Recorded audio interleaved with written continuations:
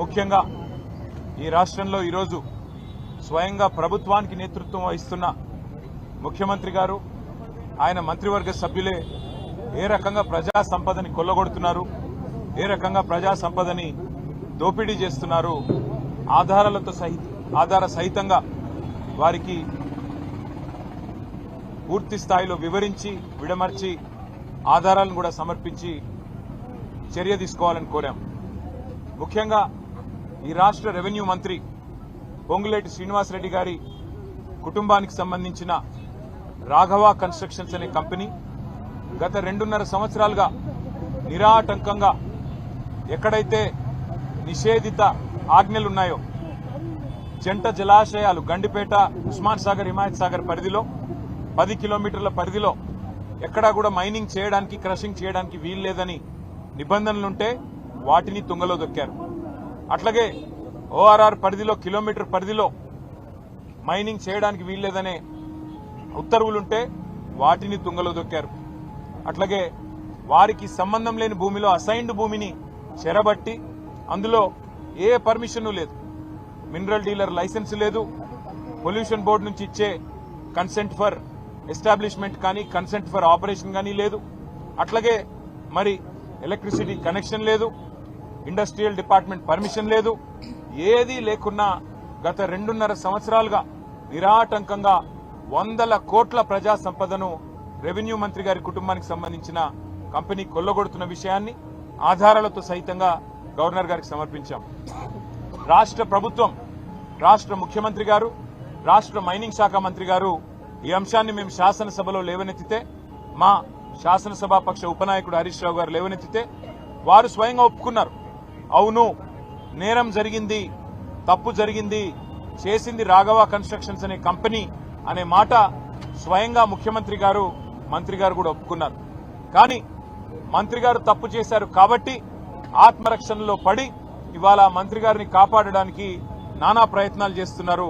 అందులో ముఖ్యంగా ముఖ్యమంత్రి గారు ఎదురుదాడికి దిగి మంత్రి గారు చేసిన నేరాన్ని కప్పిపుచ్చే ప్రయత్న భాగంలో వారు అన్న మాట ఏమంటే, గత 10-12 సంవత్సరాలుగా జరుగుతున్న అక్రమ మైనింగ్ మీద విచారణ జరిపిస్తాం, కానీ సిబిసిఐడి విచారణ జరిపిస్తామని చెప్పి ప్రభుత్వం ముందుకొచ్చింది. మేము అడిగింది ఏంది, సభా సంఘం వేయండి, అన్ని పక్షాల శాసనసభ్యులు, శాసన మండలి సభ్యులతో కూడిన ఒక సభా సంఘాన్ని ఏర్పాటు చేసినట్టయితే వాస్తవాలు వెలుగులోకి వస్తాయి.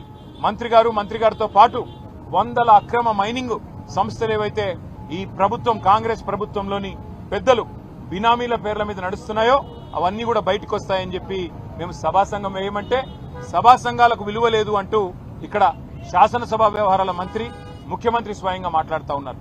వాళ్ళ నాయకుడు రాహుల్ గాంధీ గారేమో జాయింట్ పార్లమెంటరీ కమిటీ కావాలి అని పార్లమెంట్లో పట్టుబడతారు. అదానీ వ్యవహారం మీద వెంటనే సభా సంఘం వేయండి అని చెప్పి పార్లమెంట్లో అడుగుతారు. ఇక్కడ మాత్రం వారి పార్టీకి సంబంధించిన నాయకులు సభా సంఘాలకు విలువ లేదు అన్నట్టుగా మాట్లాడుతూ ఉన్నారు. మేము సభా సంఘం వేయండి, లేదా ఒక సిట్టింగ్ హైకోర్టు జడ్జితో విచారణ జరిపించండి, దేనికైనా మేము సిద్ధమని చెప్పాం. 10-12 ఏళ్లుగా జరిగిన అన్ని కూడా బయటికి తీస్తామని చెప్పి హుంకరించే ప్రయత్నం, బెదిరించే ప్రయత్నం చేస్తే నిరాటంకంగా చేసుకోండి, మా ప్రభుత్వంలో ఎలాంటి తప్పులు జరగలేదు, మీరు ఎలాంటి ఎంక్వైరీ చేసినా మాకు అభ్యంతరం లేదని చెప్పి కూడా శాసనసభలో చెప్పడం జరిగింది. అట్లాగే మేము పట్టుబట్టింది సభా సంఘం కోసం లేదా ఇండిపెండెంట్ జ్యుడిషియల్ ఎంక్వైరీ కోసం అయితే సిబిసిఐడిని అడ్డం పెట్టుకుని మరి మంత్రి గారిని కాపాడే ప్రయత్నం రాష్ట్ర ప్రభుత్వం చేస్తా ఉంది. సరే, సిబిసిఐడి అనేది రాష్ట్ర ప్రభుత్వ ఆధీనంలోని, రాష్ట్ర హోంశాఖ ఆధీనంలోని ఒక విభాగం.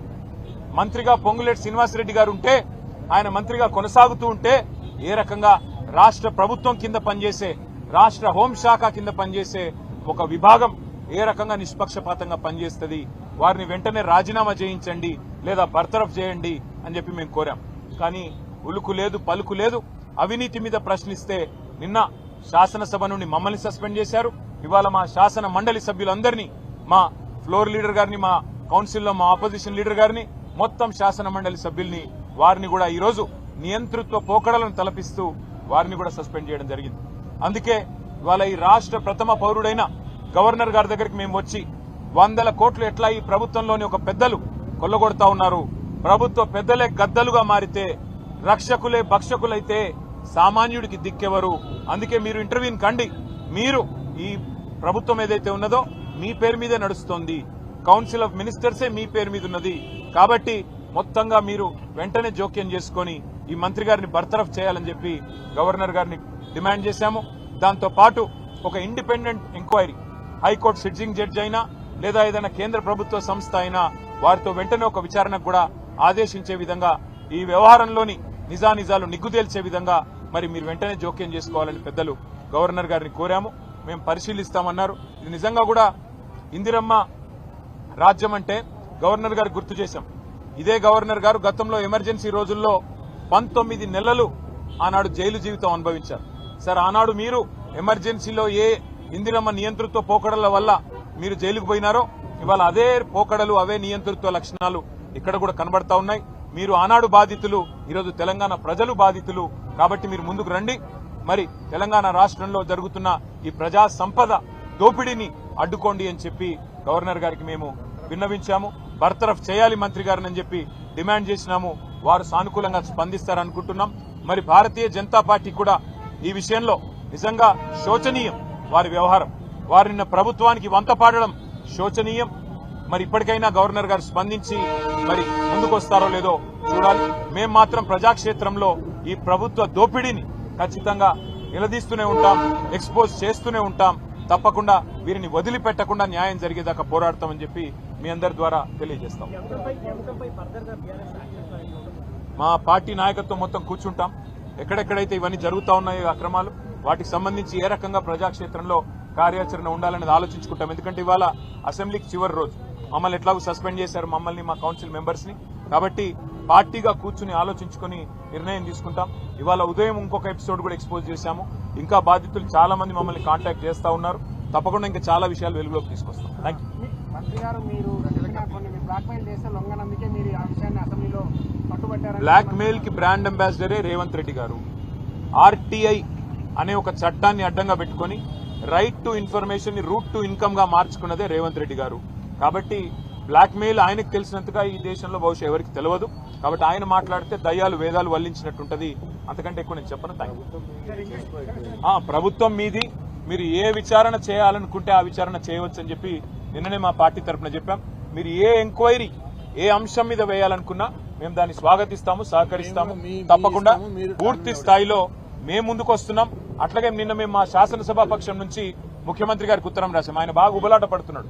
మీరిద్దరు ఉత్తరం రాయండి, నేను ఎంక్వైరీ చేస్తా అన్నాడు. మేము ఇద్దరం కాదు, మొత్తం 40 మంది ఉత్తరం రాసినాం. చేయండి, ఏ ఎంక్వైరీ చేస్తారో చేయండి. అమృత్ కుంభకోణం మీద, టీడీఆర్ కుంభకోణం మీద, సింగరేణి కుంభకోణం మీద, హిల్ట్ కుంభకోణం మీద మేము దాదాపు 14 అంశాలు, హ్యామ్ స్కామ్ మీద, అన్నిటి మీద మేము ఆధారాలు ఇవ్వడానికి రెడీగా ఉన్నాం. ఏ ఎంక్వైరీ చేస్తావో అయ్యాయి, మొత్తం ఆధారాలు మీ చేతుల్లో పెడతాం. ఏ యాక్షన్ తీసుకుంటావు? నిన్న చెప్పావు డైలాగ్, రేవంత్ రెడ్డి కుటుంబమైనా శ్రీనివాస్ రెడ్డి కుటుంబమైనా ఎవరిని ఉపేక్షించను, చర్య తీసుకుంటాం అన్నావు.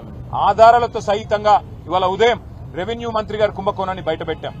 సతీష్ షా, పల్లవి షా వాళ్ళు పాపం బాధితులు వాళ్ళ మీ ముందే మాట్లాడారు మీడియా ముందు. దమ్ముంటే చర్య తీసుకొని ముఖ్యమంత్రి గారు చూపెట్టాలని చెప్పి కూడా మేము డిమాండ్ చేస్తాం. Thank you.